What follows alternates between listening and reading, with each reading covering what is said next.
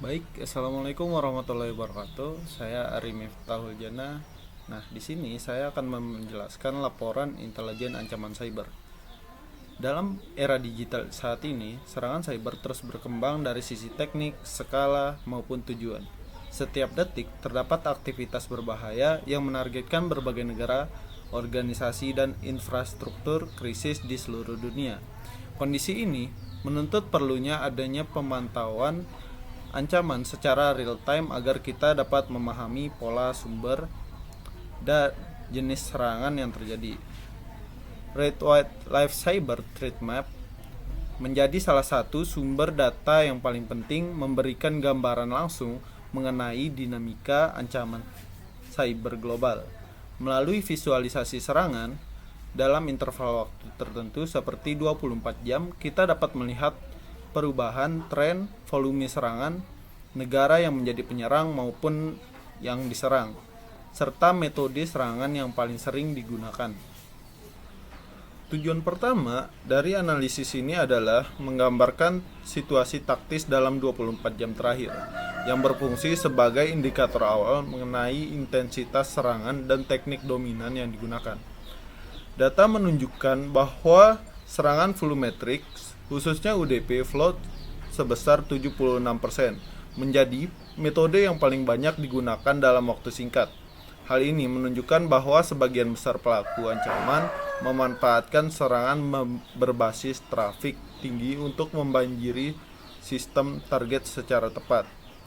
Tujuan berikutnya adalah memetakan negara yang menjadi sumber serangan terbesar sekaligus target serangan paling rentan. Berdasarkan data, Amerika Serikat menempati posisi pertama yang paling banyak menyerang dan paling banyak diserang.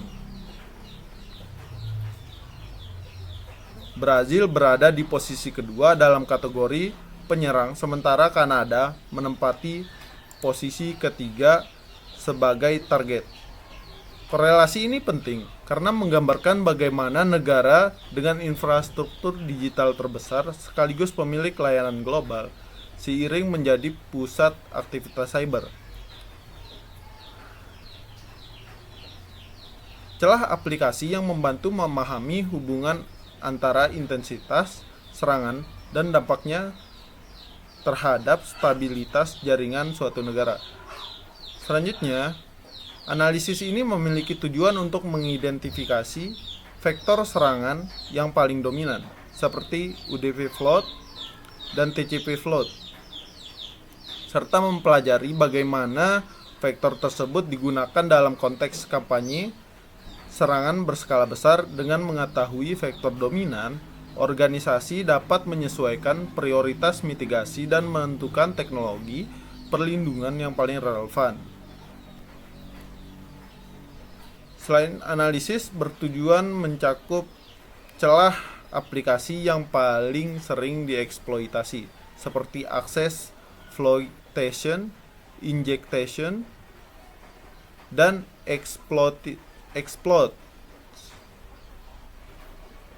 Persentase pelanggaran yang tinggi pada kategori ini menunjukkan bahwa gangguan keamanan tidak hanya terjadi pada lapisan jaringan, tetapi juga terjadi pada lapisan aplikasi. Hal ini menandakan perlunya penguatan mekanisme autentikasi, validasi input, serta sistem proteksi aplikasi lainnya. Baik teman-teman, saya Rojab dan Syakuro dengan NIM 231019001 akan melanjutkan pembahasan ini. Kita sudah berada di slide ke-6 tentang analisis mingguan. Nah, jadi meskipun datanya tidak ditampilkan secara detail, analisis mingguan tetap sangat penting. Kenapa? Karena mingguan berfungsi sebagai jembatan antara data harian dan data bulanan yang lebih stabil. Kan kalau harian itu dia sangat dinamis gitu. Seringkali ada pola serangan yang tidak terlihat selama 1 hari, tapi lebih jelas lagi kalau kita melihatnya selama 7 hari berturut-turut gitu teman-teman. Nah, kita lanjut ke slide ke-7. fokus analisis mingguan. Jadi dalam analisis mingguan ada 3 fokus utama. Yang pertama, mencari pola serangan. Misalnya, apakah lonjakan UDP float itu hanya terjadi 1 hari atau ternyata muncul berkali-kali selama 1 minggu. Yang kedua, mendeteksi kampanye serangan. Kalau ada vektor baru seperti DNS float yang muncul berkali-kali selama 1 minggu, itu berarti ada kampanye tertentu yang sedang berjalan. Yang ketiga, mengidentifikasi ancaman persisten. Jadi serangan seperti injection atau teknik slow and slow itu biasanya baru terasa jelas kalau kita melihatnya dalam waktu 7 hari atau waktu yang lebih panjang gitu. Jadi analisis mingguan ini membantu kita melihat konsistensi serangan-serangan asing gitu. Kita lanjut ke slide ke-8 tentang analisis bulanan. Nah, dalam 1 bulan itu tren serangan jauh lebih stabil dan efek lonjakan harian biasanya dia itu hilang. Makanya data bulanan itu memberikan gambaran yang lebih akurat untuk membaca ancaman jangka panjang gitu. Di slide ke-9 tren bulanan. Nah, kalau di sini selama 1 bulan terakhir terdapat 3 temuan utama. Yang pertama, UDP float tetap paling mendominasi dengan porsi 71%. Yang kedua, TCP float meningkat porsinya menjadi 25% dan terlihat lebih stabil jika dibandingkan dengan data harian. Dan yang ketiga, DNS float hanya 2%. Jadi menunjukkan bahwa serangan ini tuh lebih bersifat opportunistik dan tidak konsisten. Jadi dari data ini kita bisa melihat bahwa serangan volumetrik itu masih menjadi ancaman terbesar, tapi TCP float juga perlu diwaspadai.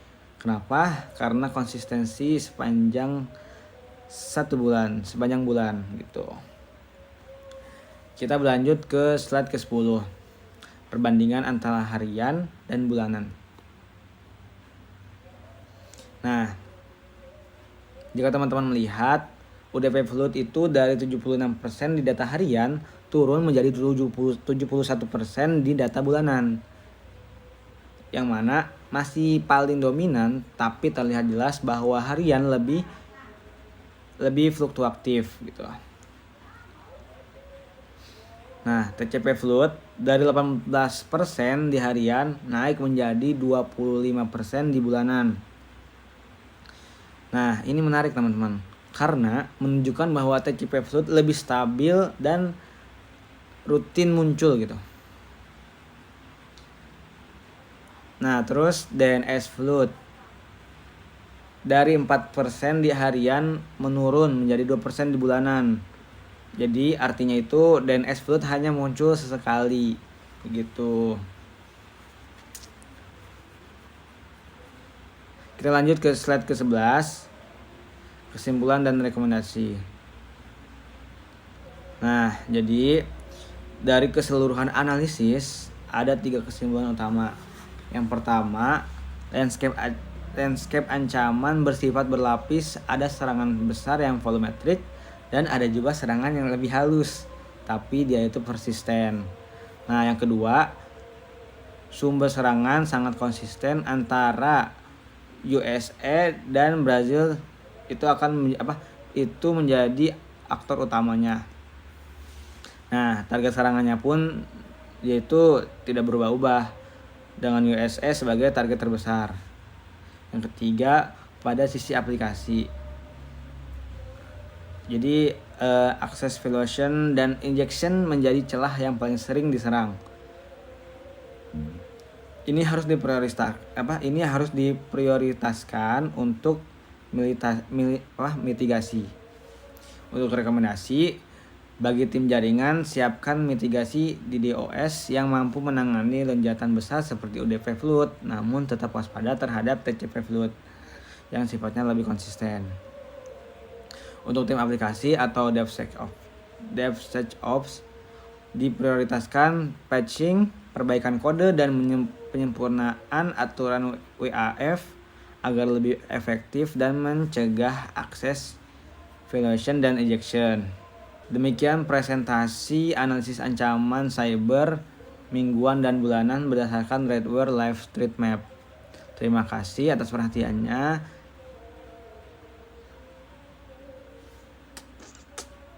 Assalamualaikum warahmatullahi wabarakatuh. Perkenalkan, nama saya Muhammad Zulfikar Fauzi. Di sini saya akan menjelaskan tentang laporan intelijen ancaman cyber berdasarkan data dari Nescode Cyber Threat Horizon.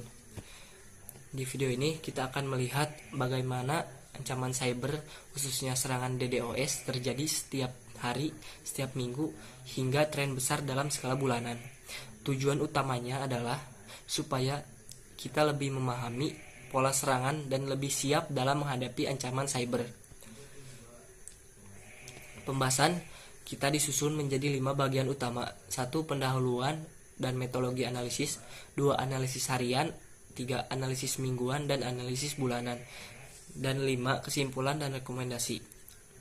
Metodologi ini dibuat agar kita melihat ancaman dari sudut pandang 1 harian, sama dengan gambaran taktis atau kondisi serangan saat ini, dan juga mingguan bagaimana kita melihat pola dan kampanye berkelanjutan, dan bulanan memahami tren serangan global.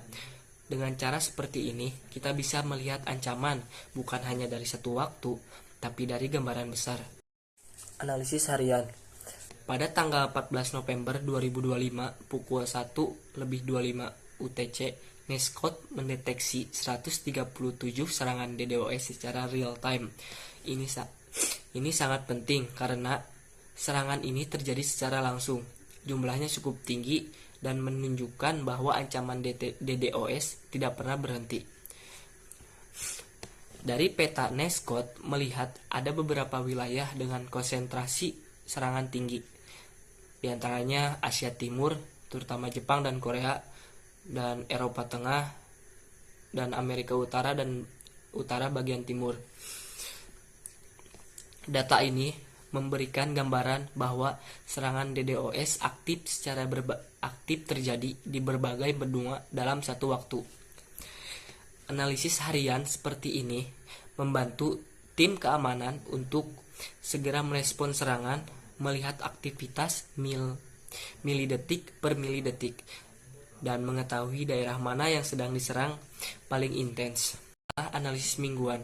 Di tahap ini, kita melihat apakah serangan yang terjadi hari ini adalah bagian dari pola yang lebih besar dalam satu minggu. Ada 3 tujuan utama.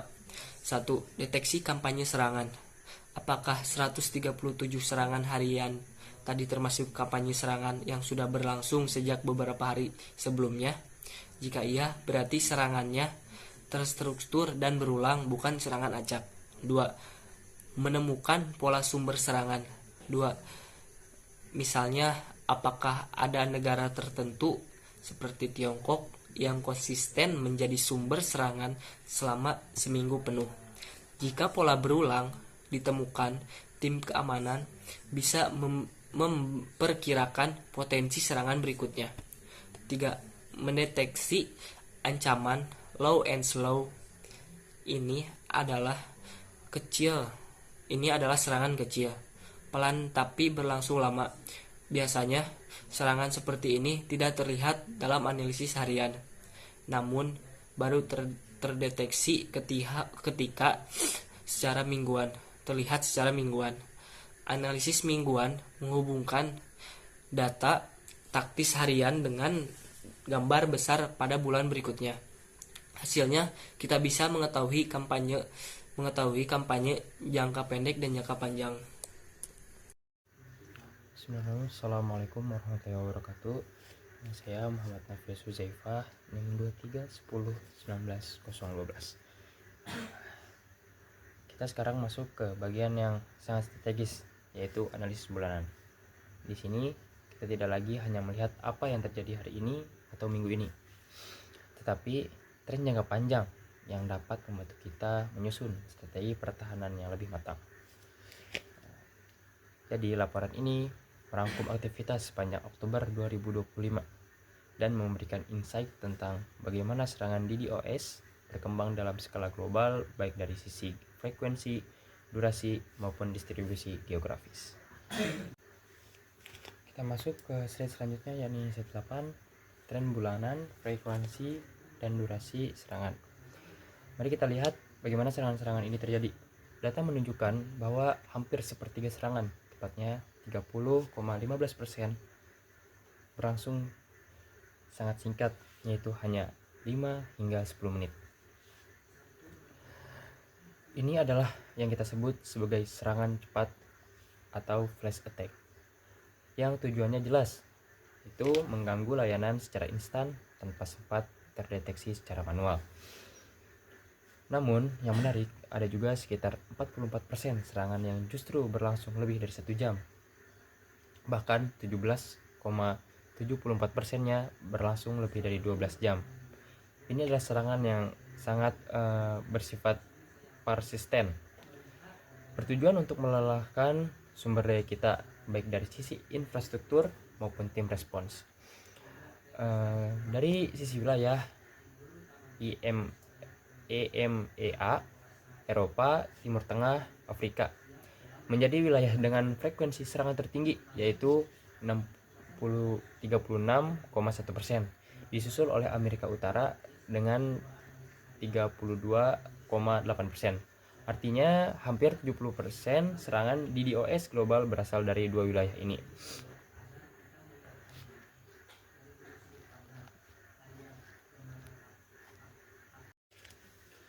Lanjut di slide 9, tren bulanan, negara, sumber, dan target.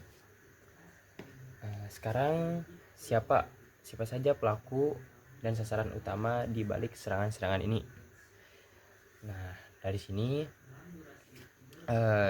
jadi dari sisi sumber serangan, Amerika Serikat menduduki peringkat pertama dengan 32,1%, diikuti oleh negara Tiongkok yaitu 22,2%, dan ada Vietnam 11,8%.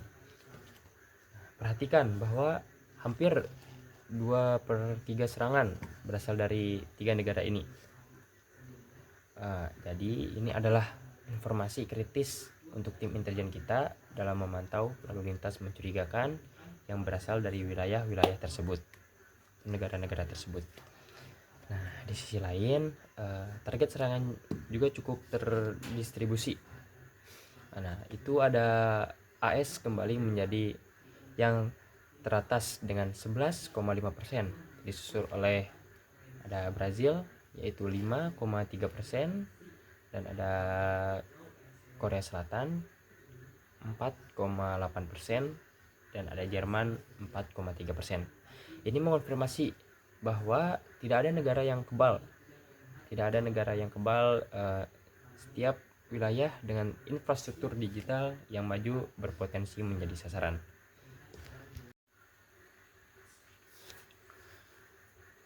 Ya, kita lanjut ke slide 10. Ini kesimpulan dan rekomendasi. Jadi, apa yang dapat kita simpulkan dari semua data ini? Yang pertama, ada ancaman DDoS adalah ancaman yang nyata dan terus-menerus. Data harian dengan 137 lebih event adalah bukti bahwa kita tidak bisa hanya bersikap reaktif, tetapi harus proaktif dan selalu siaga. Kedua, kita berhadapan dengan dua jenis musuh, yaitu yang pertama ada serangan cepat yang mengandalkan kecepatan dan seringkali otomatis, dan yang kedua adalah serangan persisten yang menguji ketahanan sistem dan tim kita. Nah, yang ketiga,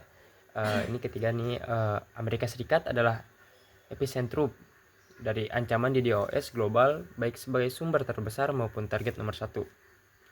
Ini adalah anomali strategis yang perlu kita waspadai, terutama jika kita memiliki aset atau mitra di wilayah tersebut. Lalu apa yang harus kita lakukan? Jadi bagi tim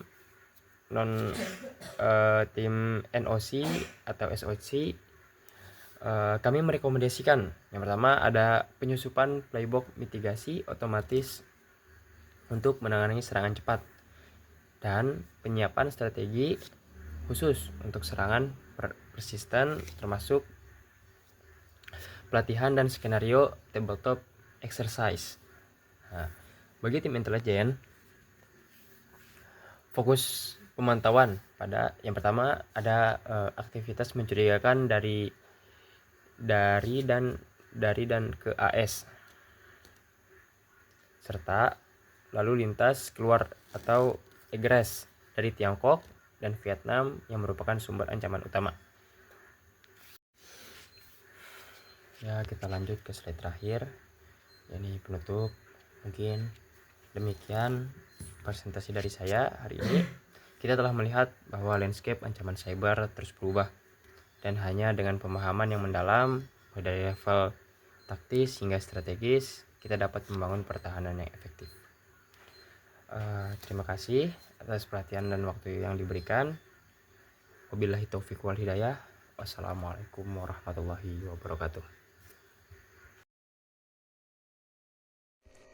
Assalamualaikum warahmatullahi wabarakatuh. Perkenalkan, nama saya Ilham Taufik dengan NIM 231919026 dari Prodi Bisnis Digital Angkatan 23. Kali ini saya ingin mempresentasikan hasil laporan analisis keamanan cyber, yang mana semua data yang saya gunakan berasal dari Checkpoint Live Threat Cyber Map. Mari kita mulai dengan analisis serangan cyber harian. Dari visual yang ada di layar, kita bisa dengan jelas melihat bahwa jumlah serangan cyber yang terjadi secara global hampir menyentuh angka 5 juta per hari ini. Ini menunjukkan bahwa serangan digital selalu aktif, konsisten, dan dinamis.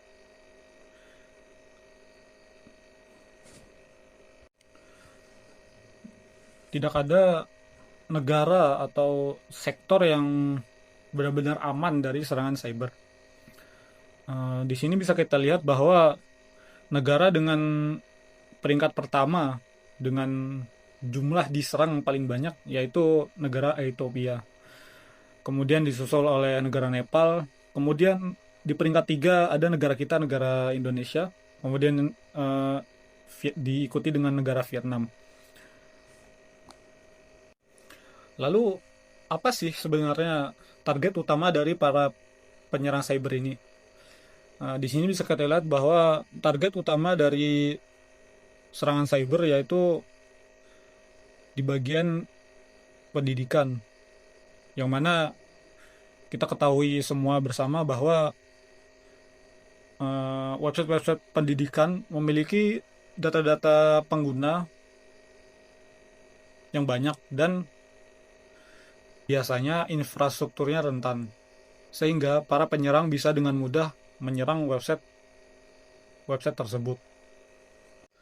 Kemudian target utama dari para penyerang cyber adalah pemerintahan, yang mana website pemerintahan biasanya menyimpan data-data sensitif berupa data kependudukan, yang mana data-data tersebut bisa bernilai sangat fantastis jika dijual. Berikutnya kita lihat malware teratas yang digunakan hari ini. Yang pertama adalah malware mobile, yaitu aplikasi yang secara spesifik menargetkan perangkat seluler kita, yang mana ketika kita menginstal aplikasi malware tersebut, maka penyerang bisa mendapatkan data-data bahkan password yang kita simpan di HP kita. Kedua, adware, atau iklan. Biasanya setelah kita menginstal aplikasi Adwire, perangkat kita akan menerima banyak iklan-iklan yang tidak jelas dan sangat mengganggu pastinya. Yang ketiga yaitu phishing, yaitu upaya untuk melakukan rekayasa sosial untuk mendapatkan kredensial, data pribadi maupun data pembayaran dengan cara menyamar sebagai entitas yang terpercaya. Di video ini saya akan mempresentasikan hasil analisa weekly dan monthly dari Live Cyber Attacks, yaitu nama websitenya threatmapcheckpoint.com. Kita sudah berada di websitenya threatmap.checkpoint.com.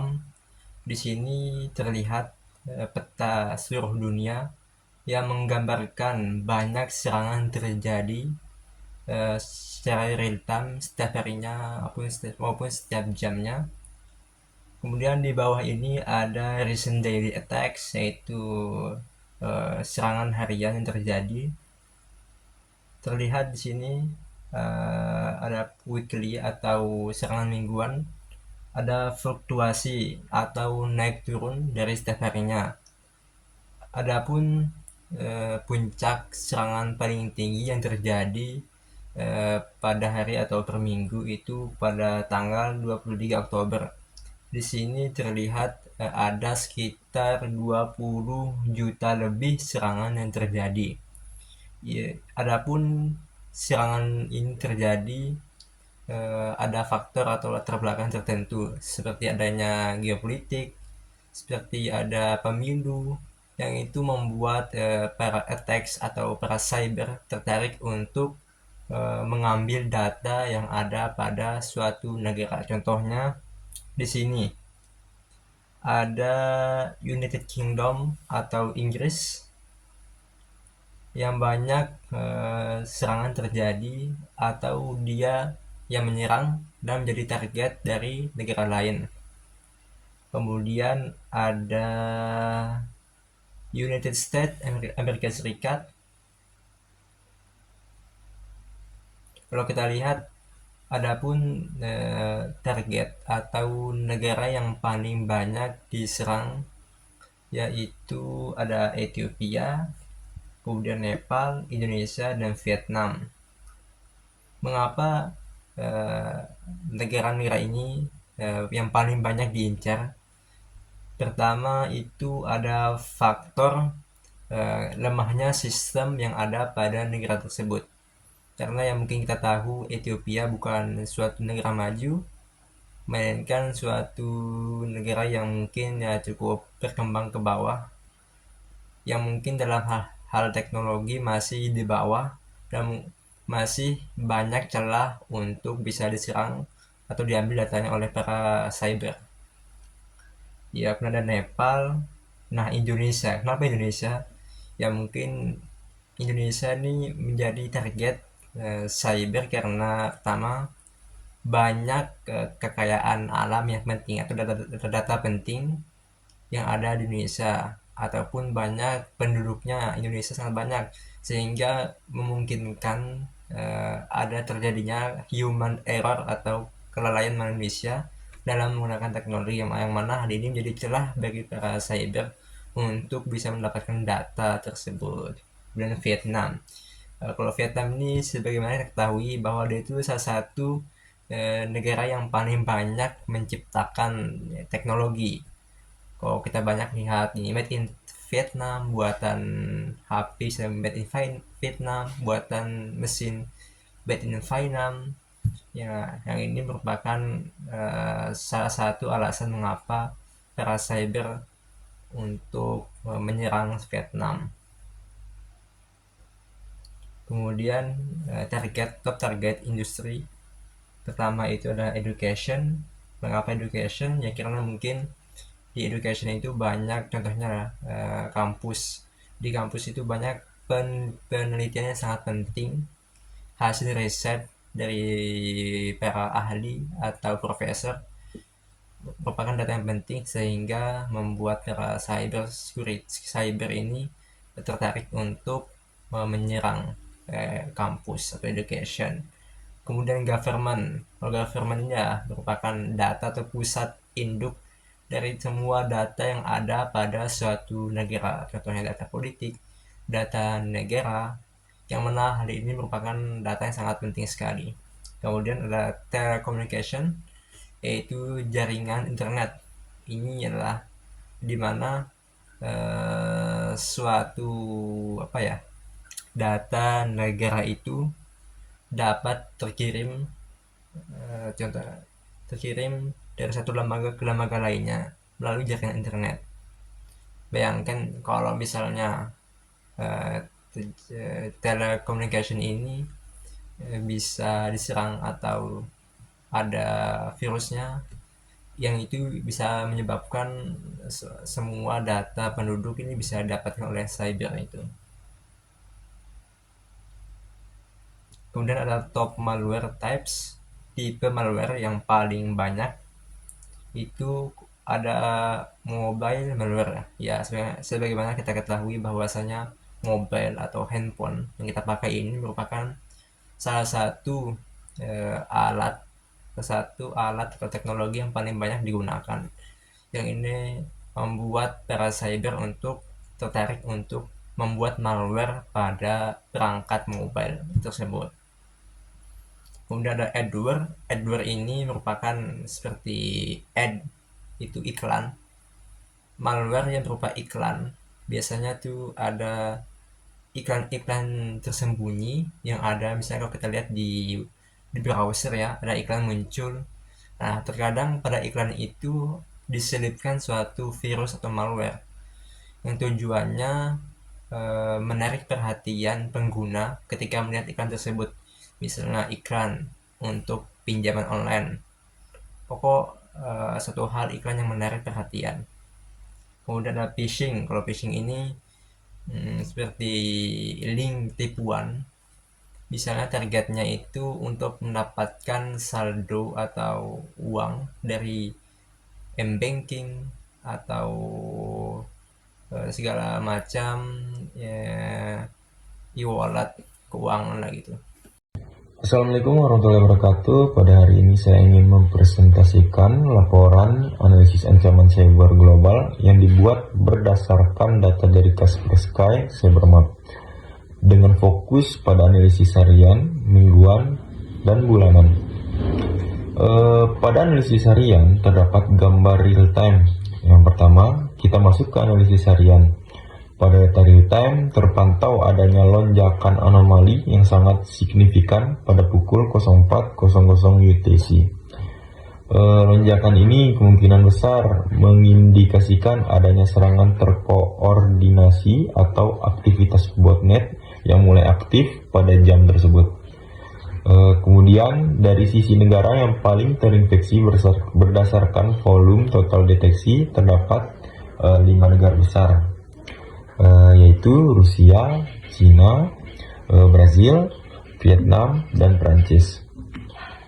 Namun, jika dilihat dari risiko infeksi per pengguna, posisi teratas ditempati oleh negara Turkmenistan, yang dimana risikonya 5,88%. Kemudian Tajikistan, yang dimana risikonya 5,10%. Kemudian Afghanistan yang dimana risikonya 4,81%.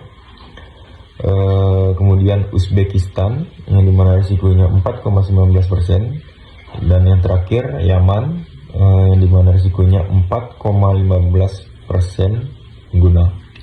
Ini menunjukkan bahwa tingkat sebaran tidak selalu sebanding dengan tingkat risiko bagi pengguna di setiap negara.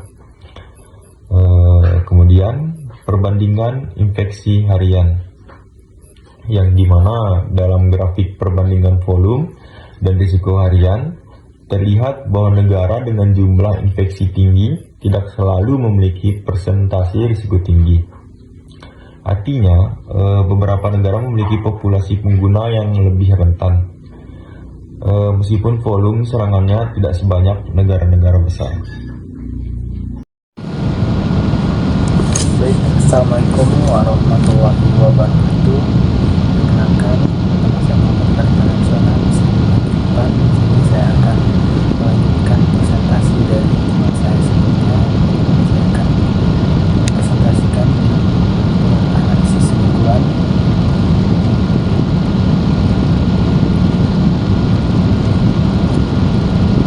Yang pertama, di analisis mingguan ini kita akan mengetahui selama periode 7 hingga 13 November tren serangan meningkat secara stabil, terutama pada kategori on axis scale. Ini berarti bahwa ancaman terus muncul secara konsisten, bukan hanya pada momen tertentu dan selalu stabil. Dan di slide ini itu ada ancaman teratas mingguan minggu ini, itu on axis scale, dimana untuk ancaman itu didominasi oleh Trojan Script dan Win32, yang dimana dua jenis Trojan ini mencatat persentase tertinggi, yaitu 9,1% dan 5,2%. Ini menunjukkan bahwa serangan banyak berbasis script dan malware klasik pencurian kredensial, terutama varian Trojan PSW Win32 stealth dan sebesar 1,9%. Ancaman ini berfokus pada pencurian password, data login, dan kredensial sensitif lainnya. Ancaman mobile, terutama Trojan downloader Android OS generik dengan 2%. Ini menandakan bahwa platform Android masih menjadi target signifikan untuk serangan ancaman teratas minggu ini, on access scan. Nah, di slide selanjutnya itu ada wawasan vektor serangan mingguan.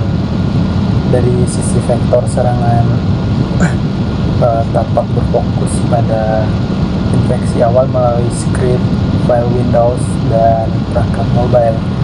Ini menunjukkan bahwa penyerangan mencoba memperluas titik masuk ke berbagai platform.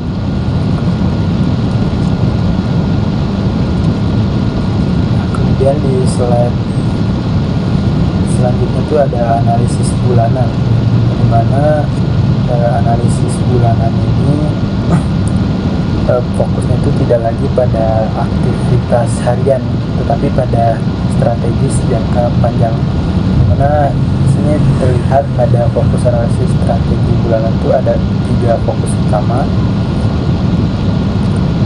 Yang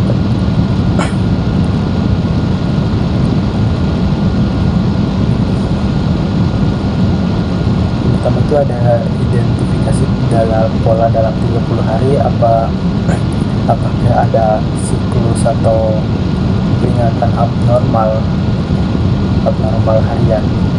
Nah, dan yang selanjutnya itu ada analisis penggeseran ancaman, apakah jenis malware bulan ini itu berubah dibandingkan minggu sebelumnya atau tetap gitu.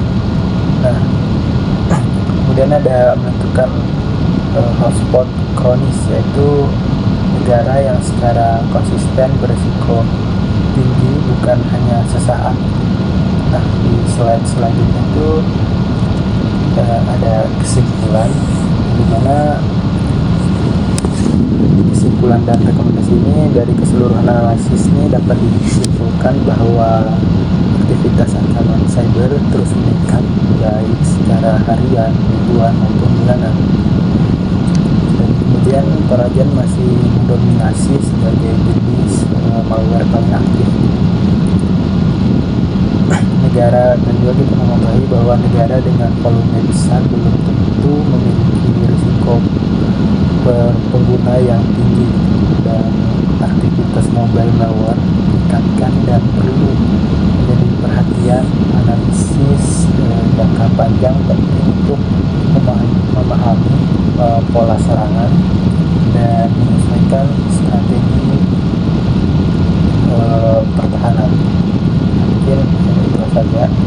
presentasi dari saya. Sebelumnya mohon maaf jika salah kata. Saya Paul Fariban, pamit undur diri.